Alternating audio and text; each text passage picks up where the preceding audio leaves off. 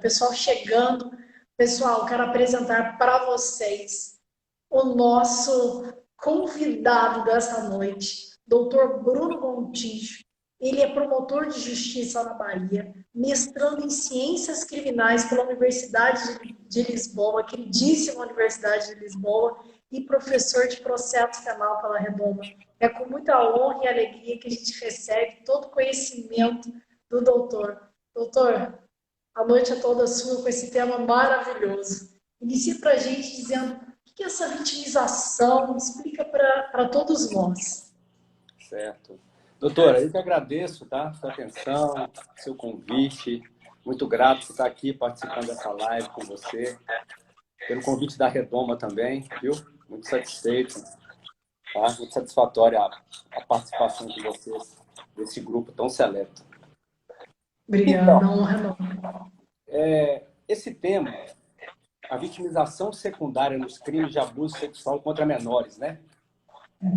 É um tema que, a princípio, as pessoas podem se indagar. O que é vitimização secundária, né? Porque crimes sexuais de abuso sexual contra menores é bem entendível. Mas nós vamos entender facilmente o que vem a ser vitimização secundária no decorrer da exposição, né? da nossa conversa aqui sobre o tema. Essa ideia, né? É uma ideia geral que todo mundo tem, que todo mundo conhece, é um conceito comum, é um conceito de vítima, né?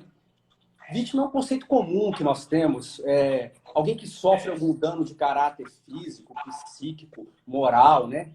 Provocado por fontes diversas, que pode ser uma catástrofe, pode ser uma guerra, ou pode ser vítima de uma infração penal, né? De um crime, né?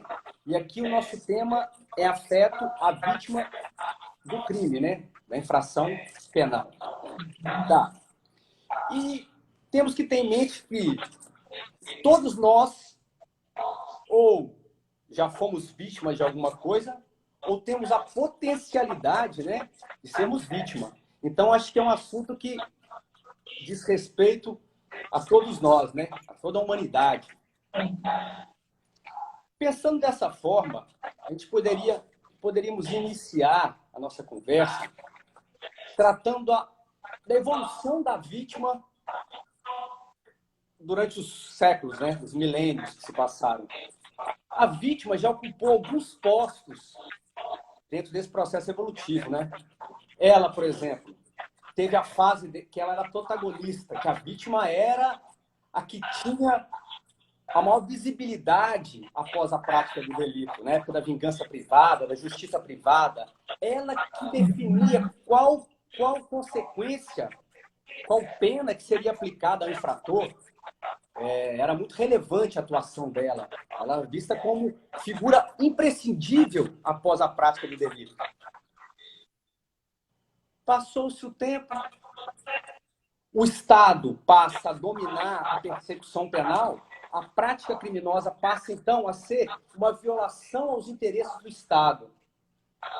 A vítima aí cai numa fase de neutralidade, de esquecimento. Ela é um mero objeto para o Estado atingir a punição de alguém, né? Então ela fica no ostracismo completo. Surge depois o processo penal, o direito penal, o procurador que passa a representar a vítima, ela sequer é integrante oficial do sistema, né? Certo. A posteriori, e agora na modernidade, nós temos uma fase que chama-se a fase do redescobrimento da vítima. A vítima está sendo redescoberta.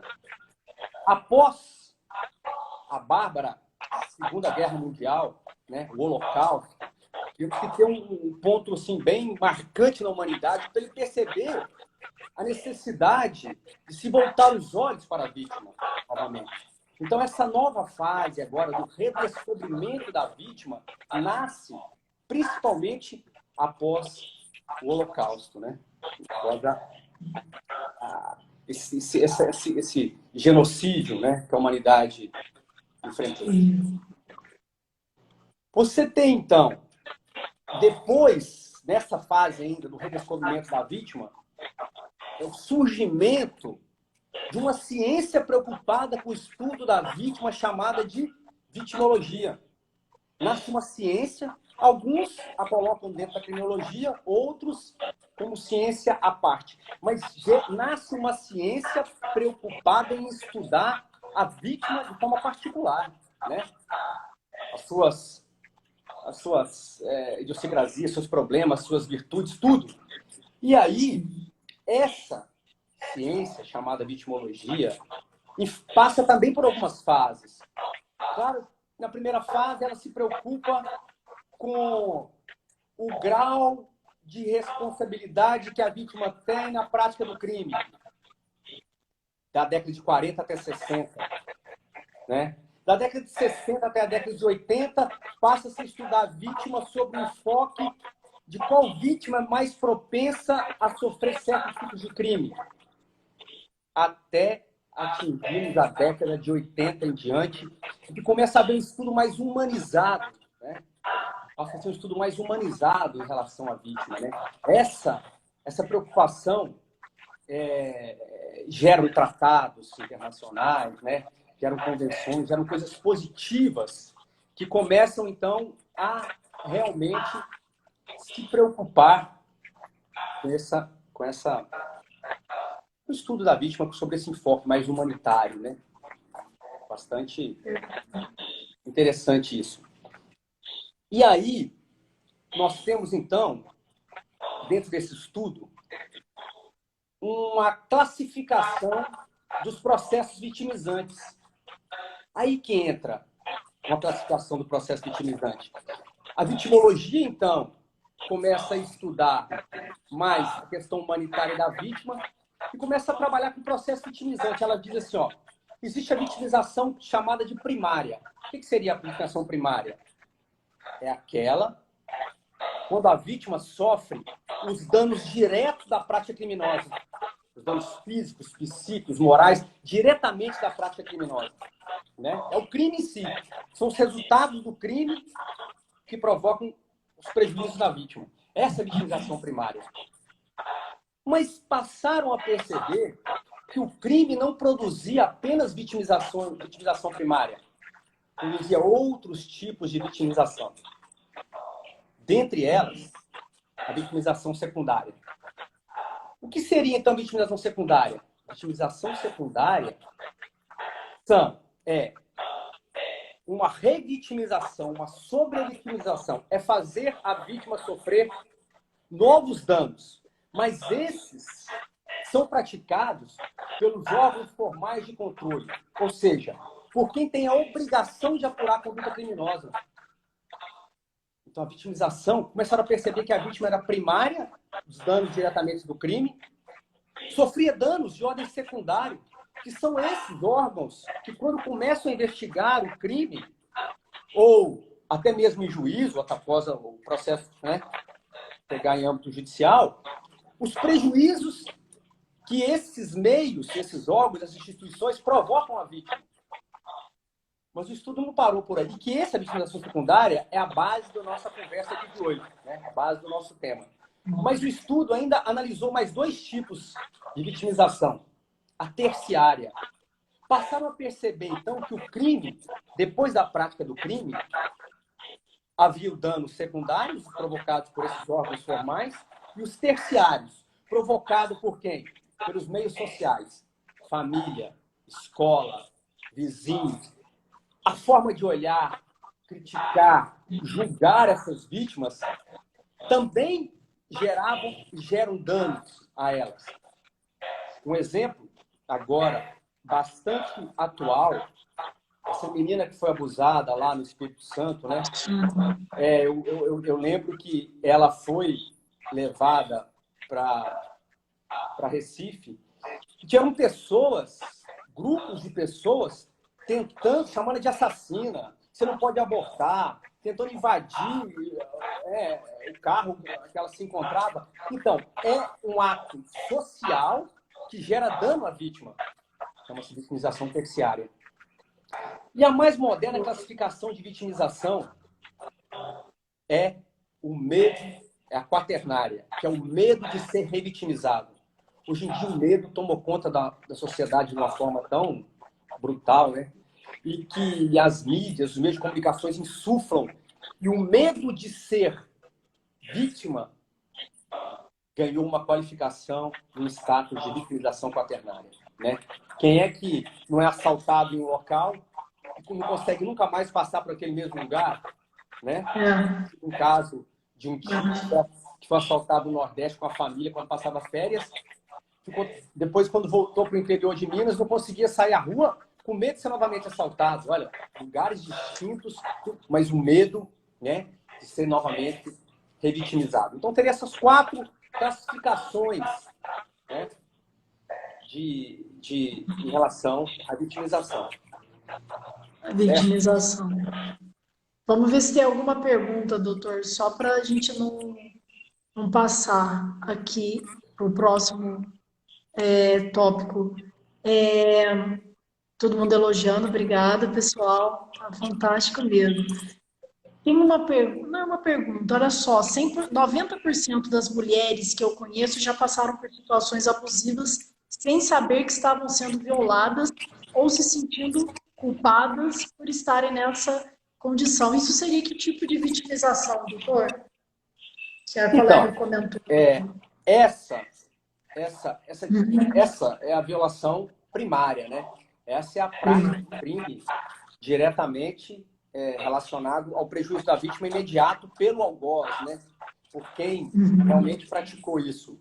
E nós vamos, daqui a pouco, nós vamos tratar desse assunto mais especificamente, esse sentimento de culpa, né? De achar que está fazendo uma coisa errada, mas não saber o que fazer ou como procurar, se sentir corresponsável pelo crime sem ter a mínima responsabilidade por ele, né? Daqui a pouco a gente vai conseguir alcançar essa parte. Por que eu digo isso? Porque dentro dessa classificação, e o nosso tema é vitimização secundária, então se a vitimização secundária é os danos que os órgãos formais de controle, ou seja, quem vai apurar o crime, vai julgar o crime, causa na vítima, vitimização secundária, então quem vai julgar e apurar o crime são os danos causados por eles à vítima. Se assim é, você vai ter crimes onde as vítimas são mais propensas a se revitimizar que outros. Por exemplo, uma vítima de sequestro ou uma vítima de roubo, que durante a apuração do crime vai ser colocada frente a frente com o algoz, né, com quem praticou a conduta criminosa, ou vai vê-lo no corredor do fórum, vai sentir aquela sensação horrível, né? Porque esses órgãos poderiam muito bem evitar esse contato, né, visual, ou mesmo direto ali, né, entre eles. Tá, elas são muito mais propensas do que outras vítimas, né? Do que uma vítima talvez de furto, talvez de estelionato, que não tem violência no ato, né? São menos propensas. Mas dentro dessa cadeia de vítima mais ou menos propensa à revitimização, à vitimização secundária, nós temos um crime que é muito difícil ele não gerar revitimização, que é o abuso sexual. Seja em mulheres adultas, seja em não adultas, seja em jovens, homens. É um processo que gera esse sentimento que nós estamos aqui a trabalhar, né? Sentimento de vergonha, culpa, sensações de baixa autoestima. Então, você transforma essas vítimas em pessoas extremamente vulneráveis, né? E mais agravante ainda, essa questão da vulnerabilidade, quando se trata de menores, de crianças e adolescentes.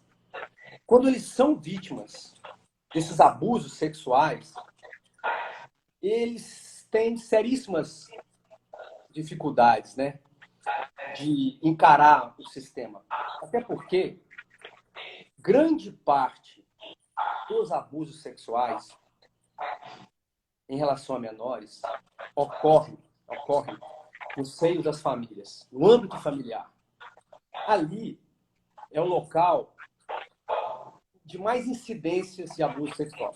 Para você ter uma ideia, tem aquele Disque 100, né? Onde você disca para relatar denúncias de violência, né? De uma forma geral. Sim. No ano de 2019, foram relatadas 17 mil denúncias de abuso sexual. Dessas 17 mil, 73% ocorreram dentro do lar, dentro de casa, né? Tendo 40% como abusador o pai ou o padrasto. Você imagina, então, o grau de dificuldade ou o grau de vulnerabilidade que essas crianças, esses menores, passam após a prática delitiva. Então, eles têm muito mais propensão a se tornarem vítimas pela segunda vez quando se vale do sistema judicial ou do sistema de apuração dos crimes. Eles são muito mais vulneráveis, né? Até para ter que narrar novamente a conduta delituosa, né? São pessoas que ficam com a baixa autoestima, se sente culpado, se sente corresponsável, né? Por sendo abusado pelo pai, pelo padrasto, ali, né? Aquela confusão, ele me ama, né? Tanto que tem uma corrente, uma vertente aí que faz uma análise sobre esses abusos sexuais, que diz que o abuso sexual, esse intrafamiliar, né? Não seria, em verdade, nem um ato sexual, tá? Seria um ato de violência praticado com o intuito de demonstrar poder, superioridade, machismo, né? Essa sociedade machista que encontramos, onde o pai e o padrasto têm necessidade de... Não, quem manda sou eu, inclusive pratico atos sexuais contra você, em relação a você quando eu quiser, quando eu bem entender, né? É uma situação extremamente delicada, né? De se desvencilhar, né? De se sair, né? Então, então, dentre as condutas criminosas, o abuso sexual infantil, principalmente o intrafamiliar, é o que gera uma maior propensão à revitimização, à vitimização secundária, conforme vamos ver no decorrer da conversa, da forma mais clara, né? Alguma questão? Eu estou olhando aqui. Não, só elogios. É que estava passando aqui. Podemos continuar. Sobre a Então, vitimização primária agravar a secundária. Pode isso. é isso, né? Quando que a vitimização primária agrava a secundária? A depender do tipo de crime, a vítima já está extremamente vulnerável nesse caso, né? Então, abuso sexual contra menor, que é a vitimização primária, cometida pelo pai, padrasto, irmão, tios, gera nessa vítima uma fragilidade tão grande que quando ela se vale do sistema judicial ou apuratório, ela está extremamente fragilizada. E ali ela vai ter que narrar novamente o fato, submeter a várias outras questões que ela não está nem um pouco preparada para realizar, né? Mas mais interessante é o seguinte: o fato acontece dentro do lar, esses casos que nós estamos falando, 73% em 2019 das ocorrências, né, aconteceram dentro do lar. Você tem uma dificuldade imensa de levar esse fato criminoso ao conhecimento das autoridades que vão apurar o crime, né? E dentre essas inúmeras dificuldades, né, você encontra várias barreiras que são hoje denominadas de cifras negras. Cifras negras são os crimes que são cometidos que não são levados ao conhecimento das autoridades para que se apure. E, pasme, é uma porcentagem imensa de crimes que ocorrem e a pessoa não participa, não leva ao conhecimento da polícia nem do sistema. E esses casos de abuso sexual intrafamiliar, principalmente, eles são dotados de uma grande parcela de cifras negras. Você tem uma síndrome dentro desse contexto chamada síndrome de silêncio, que é essa, que a criança não sabe distinguir se é o pai, o padrasto, ele é amigo ou inimigo, o que ele está fazendo com ela, aquele sentimento de culpa de dificuldade de botar para fora o que sente, né? Você tem o fato acontecendo no âmbito familiar, onde alguns familiares fazem vista grossa e não colaboram para que o fato chegue ao conhecimento das autoridades, né? Então você tem barreiras, a própria barreira da vitimização secundária de pensar, eu vou levar o fato até a delegacia, lá não trata-se bem a ninguém, não vai dar em nada, o fulano de tal não vai ser punido, não vão acreditar em mim. Então várias barreiras têm que ser ultrapassadas até esse fato conseguir chegar ao conhecimento das autoridades. Vamos fazer um raciocínio para ter uma ideia das cifras únicas aqui. Essa menina do Espírito Santo, ela foi abusada dos 6 aos 10 anos. Cada dia, cada vez que ela foi abusada sexualmente, cada um dos abusos é um crime. Então você imagina, em 4 anos, quantos abusos não aconteceram? Né? Quando que chegou ao seu conhecimento? Agora, quando ela está com 10 anos de idade. Então, diversos fatos criminosos relacionados a abuso sexual são praticados diariamente e não se chega ao conhecimento das autoridades, né, para apurar. Aí, pensando nisso, na repercussão que tem os crimes sexuais, né, estima-se que 12 milhões de abusos sexuais aconteçam no mundo por ano. É uma coisa, né, assustadora. Pensando nisso, então, como o fato não chega ao conhecimento das autoridades, não tem como você punir o infrator. Não é isso? Não tem como. Aí, o legislador fez o quê? Uma modificação de 2018, determinando que todo crime de abuso sexual, inclusive de abuso sexual contra vulnerável, né? Estupro de vulnerável, passou a ser um crime de ação penal pública incondicionada. E isso também gera vitimização secundária, quer ver? Quando o crime passa a ser de ação penal pública incondicionada de uma forma geral, para todas as hipóteses, você faz o quê? A ação penal pode ser pública condicionada à representação quando você necessita que a vítima peça ao poder público que inicia a investigação.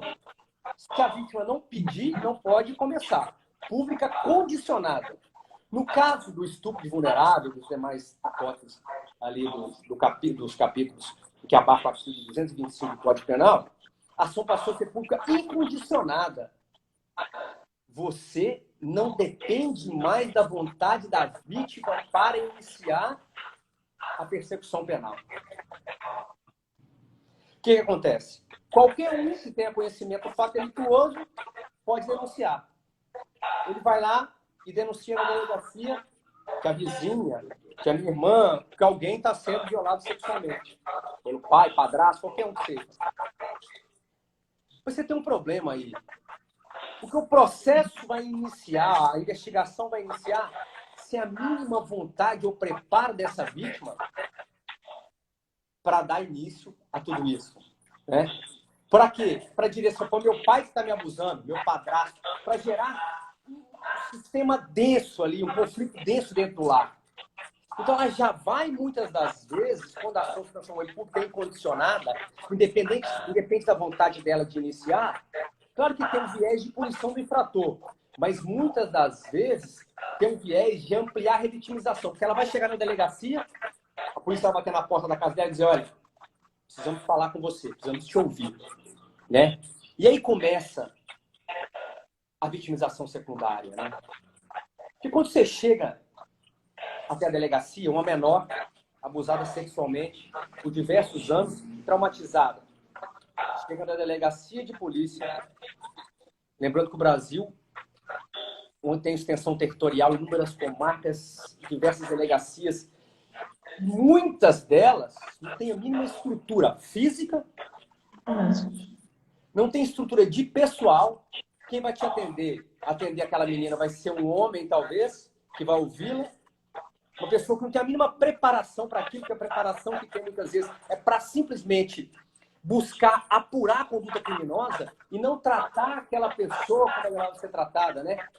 Então ela já chega e vira para a pessoa e fala aí o que aconteceu com você. Foi abusada? Como é? Não tem o mínimo preparo, né? Para conduzir isso. E aí, nesse primeiro contato dessa vítima que não quis que isso se inaugurasse, já começamos a ter a vitimização secundária, né? E esses crimes que deixam vestígios, alguns deles, né, o abuso sexual, a vítima ainda vai ter que submeter-se a um exame sexológico por um perito do sexo masculino, quando é mulher. Às vezes ela nunca foi ao ginecologista, não faz, às vezes, pergunta nenhuma, ou faz pergunta demais, vasculha todos os cantos, ânus, vagina, tudo. Mais uma vez, ela é violentada, né? Ela se sente agredida. Por quem não conhece, por quem não tem o mínimo preparo, por quem não fez... Né? Então, são processos de vitimização promovidos pelos órgãos públicos. Primeiro contato. Porque ali na delegacia, eles estão buscando punir o infrator. Provas acerca, né, de quem vem a ser um criminoso. A vítima é apenas um meio para se chegar a esse fim. A visão é essa. Tudo bem. Você tem, então, essa vítima já nesse estado. Passando vulnerável, dentro de casa, às vezes sem contar com apoio, familiar, né? Que é uma questão bastante difícil. Eu peguei um caso uma vez em que 2 filhas e uma mãe foram procurar na promotoria. Narrava assim, uma tinha 15 e a outra tinha 13 anos. As 2 tinham sido abusadas desde os 8 anos de idade pelo pai. Então já tinha aí 7 anos de abuso, uma outra 5 anos de abuso. E tinha uma irmã mais velha, de 18 anos, que também tinha sido reiteradamente abusada pelo pai, que já tinha ido embora, não tinha conseguido mais ficar em casa. E essa mãe e essas 2 filhas foram procurar, eu colhi o depoimento, levantamos as provas, fizemos os exames e pedimos a prisão do pai. O pai foi preso. Família de uma condição financeira menor, né? Sem muitas condições financeiras, poucas condições financeiras, nesse caso. 2 meses depois, fui procurado. 2 meses depois que o pai estava preso. Fui procurado pelas filhas e pela mãe, me implorando para pedir para soltar o pai, porque elas estavam passando fome, né? Não tinha condições mínimas. Porque o pai era o único da família que trabalhava, e ela não tinha condições mínimas de sustentar a casa. Então você não tem sequer o apoio da família e você se depara com um sistema totalmente despreparado, né, para acolher essas crianças, esses menores, né? Aí você termina o inquérito, depois de ter feito a perícia, naqueles casos que deixam vestígios, tem uns casos que sequer deixam vestígios. O caso vai ao Ministério Público, o Ministério Público, promotor de justiça, que é, em tese, o representante da vítima, porque a vítima, nesse caso, não tem um representante direto, né? O Ministério Público é um representante da sociedade, mas nesse caso ele está pela vítima, né? Claro que, guardadas as devidas proporções, não tem o mínimo contato com ela, oferece uma denúncia, vira uma ação penal, e essa vítima é, então, convocada para mais uma etapa de sofrimento, que é participar do processo judicial, processo judicializado, início da ação penal. Muitas vezes, pessoas carentes, com dificuldades financeiras, têm que se deslocar até o fórum, às vezes reside no distrito, na zona rural, por mais de uma vez que eu já participei de audiências que foram remarcadas por diversas vezes, né? Por motivos variados, greve serventuário, o promotor está doente, a juíza não pôde vir hoje, vários motivos, né? São remarcados, tem que despender um valor financeiro que sequer tem. Ela é só avisada da remarcação lá no momento que ela está presente, porque ninguém liga avisando que não vai ter audiência. Não, se assina aqui, se assina a ciência que está remarcada para a próxima data, a sua intimação. Nossa, da sua ciência para a próxima data, a audiência vai se realizar em tal dia. Tá. Além das remarcações, você tem a estrutura precária dos fóruns, onde geralmente é um corredor que fica sentado a vítima e ali passa o réu, passa a testemunha, passa o réu algemado, que é o pai, se estiver preso, ou, se estiver solto, fica sentado próximo a ela, com os familiares dele, mal encarando a vítima. Né? Aquele sentimento horrível de não ter um lugar reservado para ficar confortável, cômodo, sem ter que encontrar, violando a privacidade. Né? Tá. Essa vítima, então, logo em seguida entra na sala de audiência, depara-se com... Eu já fiz diversas audiências assim. Um juiz, um promotor e advogado, 3 do sexo masculino e uma abusada sexual ali. O réu é colocado na sala, pergunta-se a ela, você quer que ele fique aqui? Ela não sabe o que dizer. Envergonhada, com medo. Aí, tá, não quero. Tira aquela pessoa algemada ali na frente dela. Ela se sente mais culpada, mais introvertida, para dar-se início a uma sessão praticamente de tortura, onde um juiz que muitas vezes não tem a qualificação devida para inquirir essas vítimas, um estudo específico, um promotor de justiça que não tem e um advogado. Ambos com interesses distintos em relação àquela vítima. Perceba que essa vítima ela é tratada, de acordo com a jurisprudência, o entendimento dos tribunais, como uma prova muito importante no processo. Porque são crimes que geralmente acontecem às ocultas, na clandestinidade. Então a palavra dela é de grande relevância para o esclarecimento dos fatos que estão ali. Então o que ela vai ser? Espremida. Né? Vai ter que sair algo dali, porque ela é a fonte principal, muitas das vezes, sem testemunha nenhuma do fato delituoso. Aí começa. O Ministério Público interessado em ratificar as teses sua da denúncia para condenar o infrator. Faz perguntas sem aquele preparo adequado, sem aquele estudo devido. Você tem, do outro lado, o advogado de defesa. Como ela é a fonte principal e ela pode condenar o seu cliente, aperta, faz perguntas que violam a privacidade da vítima, com o intuito de produzir prova para absolver o seu cliente.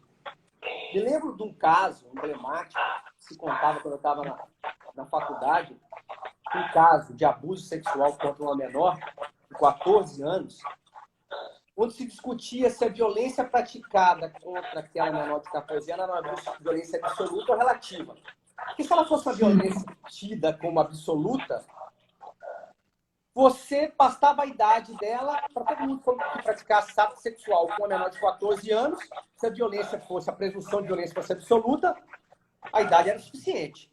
Se a violência fosse relativa, você poderia derrubar, desacreditando a vítima, menor de 14 anos, dizendo que ela já manteve relações sexuais com outras pessoas, que ela não tinha uma vida digna, que ela praticamente era uma mulher da vida. E nesse contexto, conta-se que o advogado teria rolado 5 testemunhas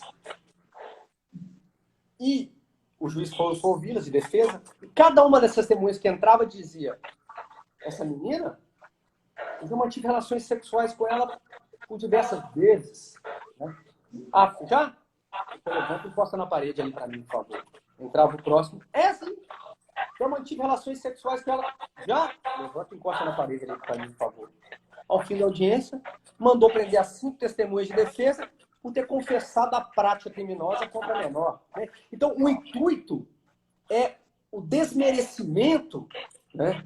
Agora não. Nós temos uma modificação legislativa lá no artigo 217A, parágrafo 5º do Código Penal, até abraçando teses, súmula do STJ e do entendimento do STF, que vítima menor de 14 anos, independentemente dela ter praticado outros atos sexuais ou de ter consentido na prática criminosa, configura o crime de estupro. Ou seja, A menor praticou ato sexual até com o namorado, menor de 14 anos. É abuso, é estupro de vulnerável. Tá? Mesmo que ela não seja mais virgem. Mas isso está agora na lei. Mas até chegar a esse ponto, você tinha uma verdadeira... Né? E o juiz ali buscando elementos para resolver a questão que lhe foi colocada. Buscando provas. Também fará perguntas à vítima. E aquelas perguntas, geralmente acompanhada da mãe, a vítima tá, e pergunta como ela chama o órgão sexual dela, né? Aquelas, ele mexeu ali, ele mexeu aqui, ele mexeu acolá. A vítima tímida, acanhada, cabunhada, com todo esse contexto que aconteceu, delegacia, exame sexológico, esperar no corredor do fórum, entrar na sala de audiência, ver a pessoa algemada, que ela vai se sentir responsável pela condenação, né? Caso aconteça. E você tem, assim, uma verdadeira sessão, né, de tortura nesse contexto aí de violência sexual contra menores, promovida por quem ela tinha esperança quando ela busca, ou outros órgãos, outras entidades, outras pessoas buscam o poder público, ela tem esperança que ela não vai ser tratada igual foi tratada pelo algoz, né? Vai ser bem melhor tratada, mas não. Ela se depara com uma situação pior, né? Então, a vitimização secundária, ela é um problema grave, né? Que envolve questões estruturais, questões de preparo, entre outras, né? Valores e pensamentos que temos que ter nessa sistemática para alcançar, enxergar quem realmente está sentado ali, né? É uma vítima, é uma pessoa, um ser. E não só a ânsia do Estado em buscar a punição, né? A qualquer preço, a qualquer custo, né? Isso não é justiça. Exato. Terrível, doutor. Excelente informação. Vamos ver aqui as observações. Temos aqui a Lara falando realmente muito triste a situação do abuso. Temos muitos parabéns, obrigado, pessoal. Ainda tem o fato de, na maioria dos casos, o exame sexológico ser feito por homens, o que causa mais fragilidade na vítima. Exato, realmente indignação e transtorno. Doutor Luiz Cardoso, parabéns, obrigada. Realmente, esse é um caso muito sensível, né? E com relação a esses pontos, com relação à vítima, tudo que a vítima passou, e eu sei que é um núcleo de estudo do doutor com relação à vitimologia, como o doutor enxerga isso? Assim? Como que o doutor enxerga que seria minimizada essa vitimização? Certo. Assim, só mais um ponto. Claro. Há estudos que comprovam que essa vítima, quando ela é ouvida em audiência, ela já foi ouvida 8 vezes até aquele fato acontecer. Conselho tutelar, saúde, perito, polícia, 8 vezes. Ela está repetindo o fato inúmeras vezes, o que é um transtorno gigante, imenso, né? Para essas crianças, esses adolescentes já tão vulneráveis. Mas, assim, como dissemos no início da nossa conversa, que nós estamos na fase do redescobrimento, né, da vítima. Então, a partir da década de 80, com essa visão mais humanitária, começaram a surgir tratados, convenções, acordos, tratando especificamente da vítima abusada sexualmente, né? E esses tratados internacionais foram referendados, né, foram assinados por países signatários, o Brasil e Portugal, tornaram-se signatários desse tratado. E influenciou diretamente na modificação da legislação interna. Vou citar um exemplo. Em 1998, Portugal inseriu no seu Código de Processo Penal, o artigo 271, que trata da declaração para a memória futura. Declaração para a memória futura até sofreu uma reforma agora em 2007. É um mecanismo de antecipação de oitiva da vítima, onde a vítima é ouvida o mais próximo possível após a prática criminosa, dentro de um ambiente adequado, ideal, estando do outro lado da sala, uma sala dividida por um vidro, o juiz, o promotor, o advogado, com um especialista acompanhando essa vítima e as perguntas feitas diretamente pelo juiz à vítima de outra sala, um ponto, e sendo intermediada por um profissional que visa o equilíbrio ali, né? E essa oitiva é gravada e depois é anexada ao processo para que essa vítima não seja mais ouvida durante o processo. Ela vai ser ouvida só essa vez, vai ser gravada, vai ser colocada no processo e pronto. Buscando meios de evitar a revitimização, né? Que ela sofre esse massacre. Isso em 1998, Portugal já inseriu isso no Código de Processo Penal. Claro que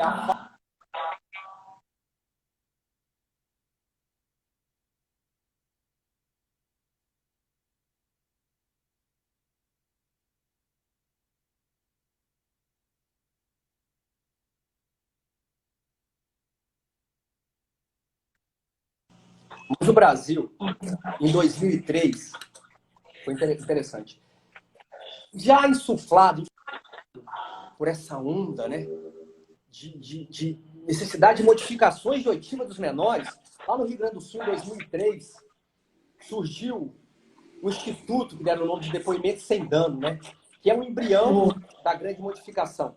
2003. Olha, velho. Isso foi feito no Rio Grande do Sul, alguns estados adotaram, algumas varas adotaram, mas não foi difundido e não transformou-se em lei imediatamente.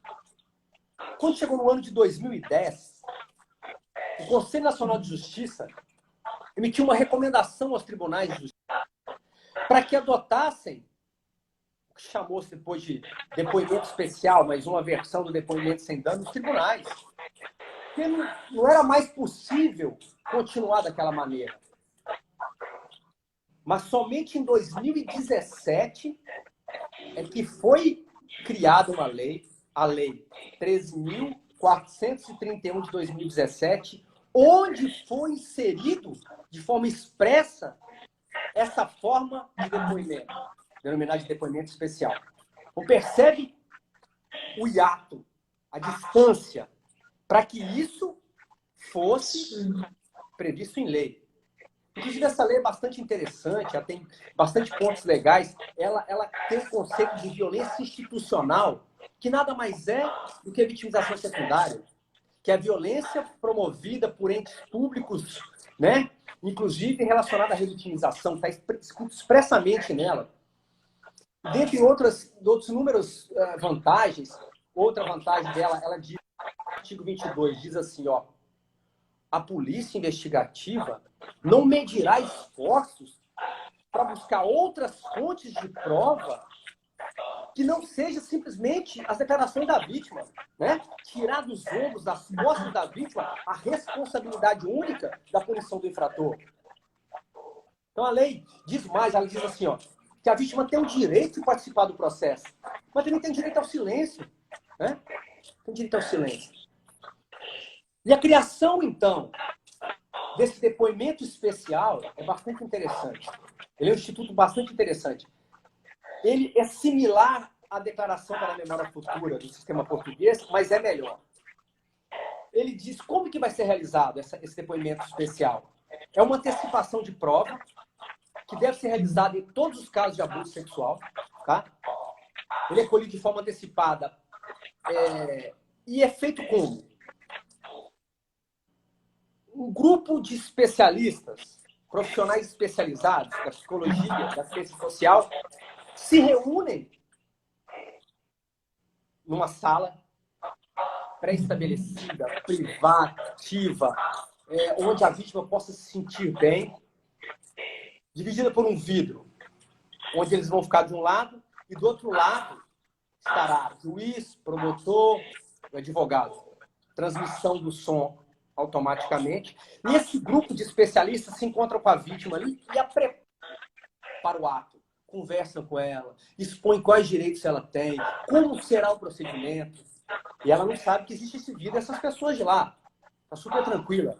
Logo em seguida, esses profissionais permitem que ela comece a narrar o fato criminoso, ou fatos até chegar no fato criminoso, interferindo o mínimo possível com algumas perguntas para direcionar. Você está vendo que a audiência não está sendo conduzida por um juiz, por um promotor, por um advogado, mas por pessoas especializadas naquilo, né? Preparadas para aquele ato. Logo após essa conversa de preparação e de fala da vítima, é que juiz, promotor e advogado vão ver se são necessárias mais perguntas, transmitem as perguntas a esses profissionais que vão passar para a vítima de uma forma muito mais suave, sutil, vão traduzir na língua dela, né? Podendo até, certas perguntas, serem bloqueadas por eles. Por que não? Se a pergunta não tiver contexto, for aviltante, for gerar revitimização, né? Que mal há e não permitir a reprodução dessas perguntas. Isso é gravado para que seja feito uma única vez também e remetida para o bojo do processo, para que essa vítima possa iniciar um tratamento psicológico longe dali, possa esquecer, né? Ou tentar esquecer dos abusos sexuais, não tenha mais a necessidade de se manter contato com esses órgãos de persecução criminal, né? MP, no caso da defesa, juízo, polícia, estaria livre, né? Essa é um instrumento fantástico se posto em prática. Por que eu digo se posto em prática? Para você ter uma ideia, doutora, a lei de 2010, depoimento sem dano de 2003, a recomendação do CNJ de 2010, 2017. Agora, em fevereiro de 2020, o CNJ estava congratulando o Rio Grande do Norte por ter aberto a terceira sala de realização para audiência de depoimento especial. A Bahia possui 4 salas para depoimento especial. Se não me falha a memória, nós somos 203 comarcas. E sem a efetivação, sem a criação das salas, sem o preparo desses profissionais que podem ser vinculados ao Poder Judiciário, não há depoimento sem dano. Há a utilização do modelo clássico de oitiba dessa vítima, que é esse que eu narrei, que é fonte inesgotável de danos. Essas pessoas são vulneráveis. Então, a gente ainda engatinha para a concretização desses benefícios. E digo isso porque, se o intuito da sociedade é a punição do infrator, é estancar um crime tão vil, tão abjeto, não é possível se não tiver uma qualidade no recolhimento da prova. E sem a qualidade para recolher essa prova exige evitar-se ao máximo a revitimização. Quanto mais você evita da vítima ser sobrevitimizada, quanto mais você evita a vitimização secundária da vítima, você tem chance de uma prova de maior qualidade e você tem chance de uma condenação muito maior. Ou de uma absolvição, de uma prova muito mais clara. Né? Enquanto isso não acontece, você tem inúmeras absolvições porque a prova foi insuficiente. A vítima se calou, tremeu, chorou, não conseguiu expor. E como eu disse, como são crimes que acontecem na clandestinidade, elas muitas vezes são as únicas provas do fato delituoso. Imagine então. Então, a qualidade, a punição está embrincada, está ligada diretamente à questão de evitar-se a vitimização. Você vai resolver 2 problemas em um só. Reduzindo a vitimização secundária, você consegue obter uma prova de maior qualidade e condenar ou absolver o infrator com maior certeza, né? Mas como sabemos que é muito mais fácil o ser humano desenvolver a parte intelectual do que a moral, do que a humana, digo isso porque é muito mais fácil você construir, criar uma lei que depende do intelecto, do que você aceitar, entender e colocar em prática a importância disso da relação humana, né? A importância disso. Você criou a lei, está maravilhosamente bem criada, mas e aí? E aí? Você não entendeu a parte humana, que a parte humana requer solução imediata. Não dá para aguardar mais, né? E ficar aí esperando anos a fio que isso venha a acontecer. Perfeito, excelente explanação. Adorando, o pessoal também. Adorando. Nossa, doutor, que maravilha. Eu tenho uma pergunta aqui em relação à vitimização e esse depoimento sem dano. Lá em Portugal tem sido aplicado esse depoimento sem dano do jeito que está na lei ou lá também não tem essa eficiência? Não, lá se aplica a declaração, lá é o mesmo sistema, né? Chama-se Declaração para a Memória Futura. Só que tem um problema. Há umas indefinições da lei, por exemplo, eles não definiram onde serão essas salas. Qual é a sala ideal? Vai ser nos tribunais, nos fóruns? Vai ser fora do fórum? Não tem uma definição. Então, cada local adota um tipo de sala. Isso é um problema. Outra coisa, o profissional especializado lá, ele tem muito menos influência na oitiva do que o que tem no depoimento especial, lá em Portugal. Ele acompanha o menor como se fosse um apoio. Mas o juiz é que faz as perguntas. No nosso sistema, não. Mas tem sido aplicado, sim, em Portugal, né? Mas há falhas também. Não é uma coisa consolidada. Perfeito. Doutor, sabe que existe a teoria da corresponsabilidade do Estado, né? Até na criminologia crítica. O que você acha, fazendo esse link com a vitimização e a criminologia crítica, falando que o Estado ele também tem que ser punido como um corresponsável? Psicologicamente, você consegue enxergar uma corresponsabilidade do Estado em relação a esse abalo da vítima, ou piora da vítima? O que você acha dessa? Sem dúvida. Inicia-se com a frustração, né? Inicialmente.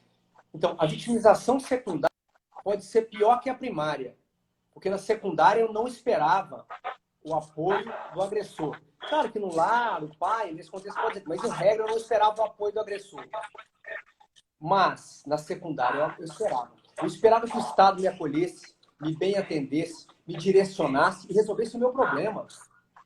E ele faz o contrário. Ele aumenta os danos psíquicos por mim, vítimas sofridas. Plenamente cabível uma corresponsabilização. E digo mais, assim, até num tom de exagero, aparentemente, mas o direito penal, o processo penal, não admite tortura. E quando essa vítima menor, vulnerável, submete a ser ouvida perante esse promotor, juiz, advogado em busca de prova, é uma verdadeira sessão de tortura. Relembrar o fato delituoso daquela forma abrupta, agressiva às vezes, né? Isso é uma sessão de tortura. E pior, os tribunais elevaram essa sessão de tortura à prova primordial desse tipo de processo. Tem uma situação bastante de corresponsabilidade do Estado, sem dúvida alguma. Perfeito. Eu também vejo dessa forma. Não há corresponsabilidade em relação à vitimização primária.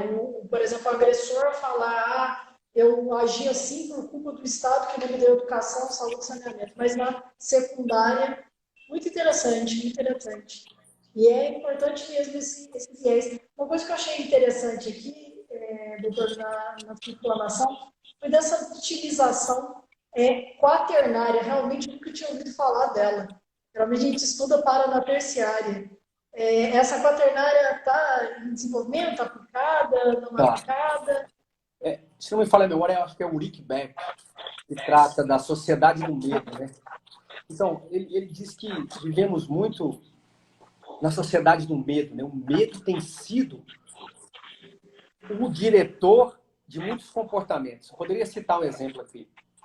A segurança, ela nunca foi um direito fundamental. O direito fundamental é vida, liberdade.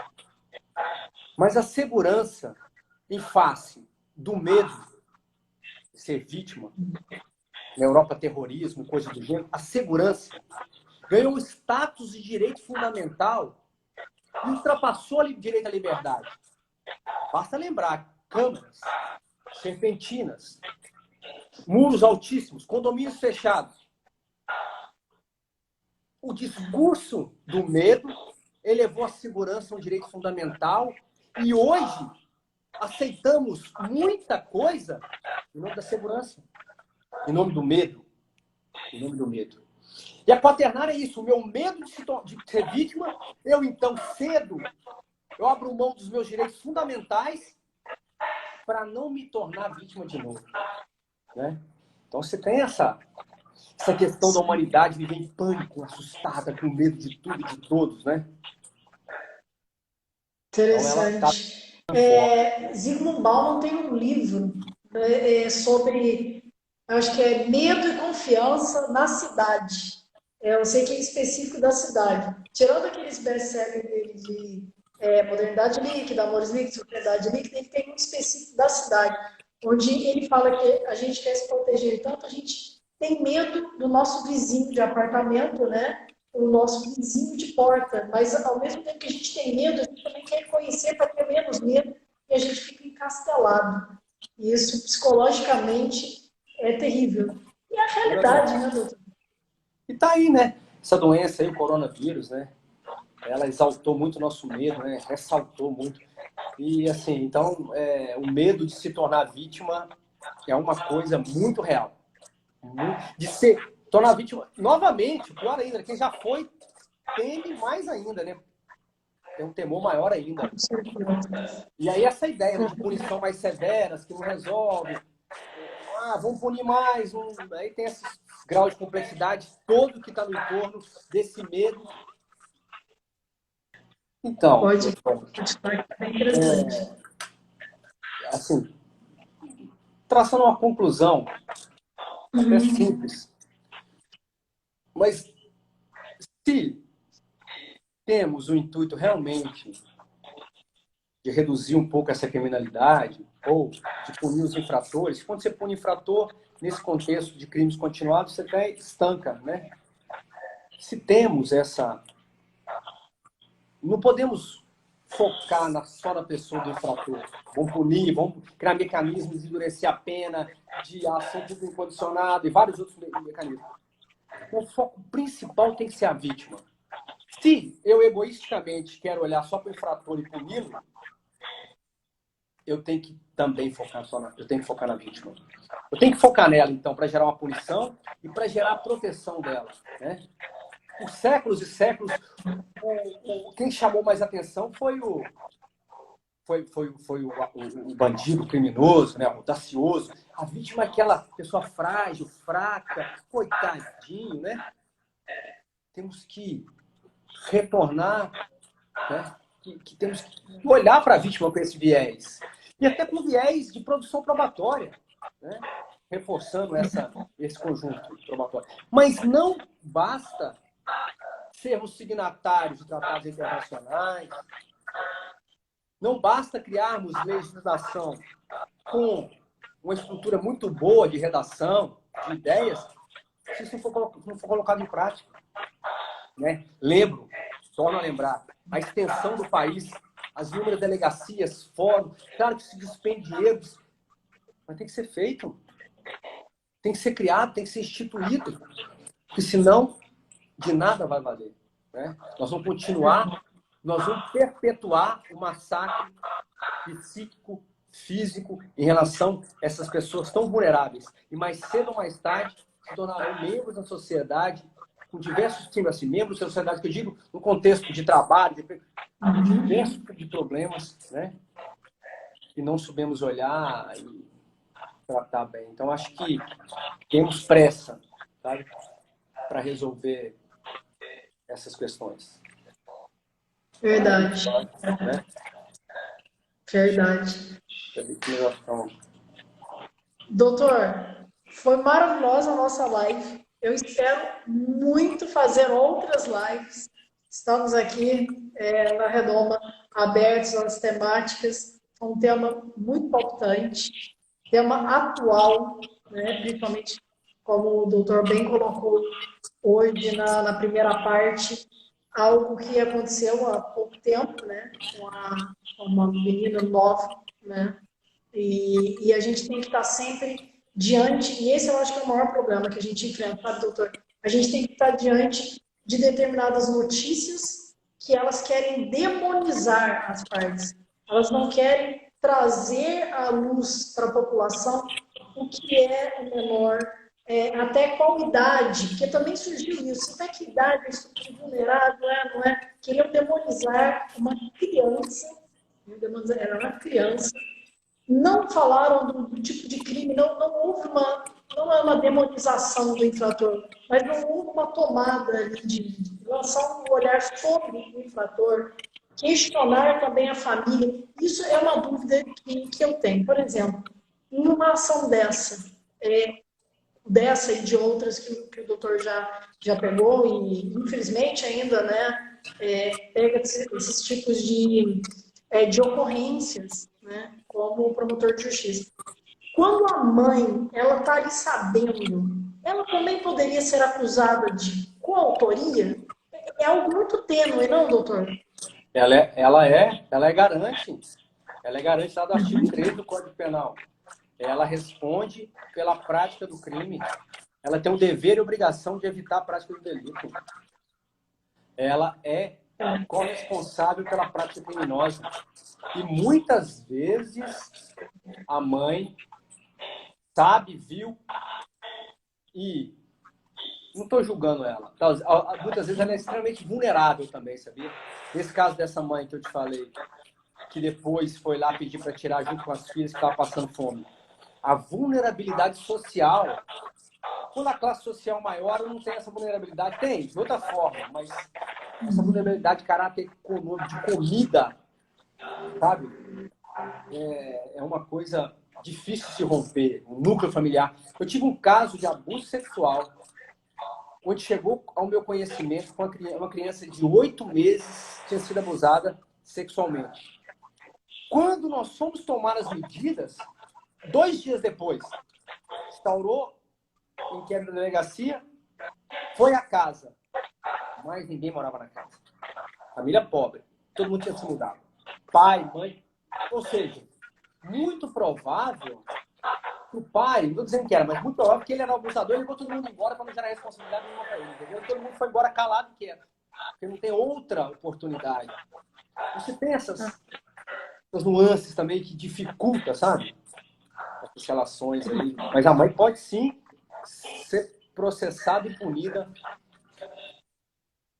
de forma autoria. Boa, é bom que se esclareça mesmo. Roberto de Portugal, com o bem vive-se com o mal. Aprende-se a metáfora para fazer uma sociedade melhor, com certeza, né? E infelizmente a gente tem que aprender com o mal. E no Brasil, com proporções continentais, com o déficit com déficit, às vezes, também de sucateamento, né, doutor? De equipamentos públicos, como bem colocado, para guarnecer a vítima de maior segurança.